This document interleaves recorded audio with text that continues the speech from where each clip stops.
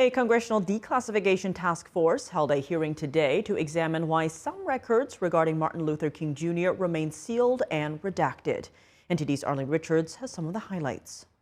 I recognize myself for the purpose of making Republican chairwoman of the task force on the declassification of federal secrets, Anna Paulina Luna, said that the government hasn't been transparent about Dr. Martin Luther King Jr.'s assassination. Over time, it has become increasingly clear that our federal government was not honest about this investigation regarding the tragedy or its abuses leading up to it. Throughout the 1950s and 60s, the FBI waged an extensive campaign of surveillance, intimidation, and harassment against Dr. King. The task force held a hearing on Thursday to explore why some records concerning King remain sealed and redacted.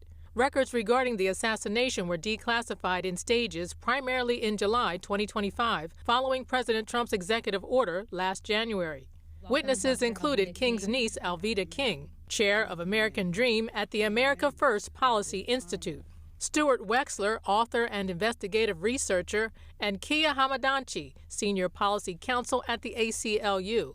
They discussed how Congress can help the government restore Americans' trust. But first, Alveda King paid tribute to her uncle.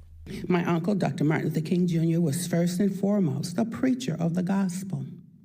Before he was the global civil rights leader, he was guided by faith, prayer, and family as a husband, a father, an uncle, a servant of God. She called on the task force to bring a new commitment of unity to the current division seen throughout the nation. Wexler urged the House of Representatives to release the unsealed records. You're the folks who can release it. Executive order cannot release it. To release the materials from the House Select Committee on Assassinations, I'm going to call it the HSCA a lot as we move forward, that was sealed not by a judge. This was sealed by the clerk of the House of Representatives. He said those records can be unsealed at the discretion of the clerk.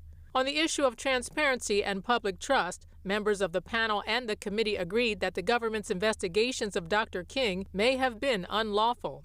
Luna said the committee would be following up with the National Archives to obtain and review additional records. Arlene Richards, NTD News.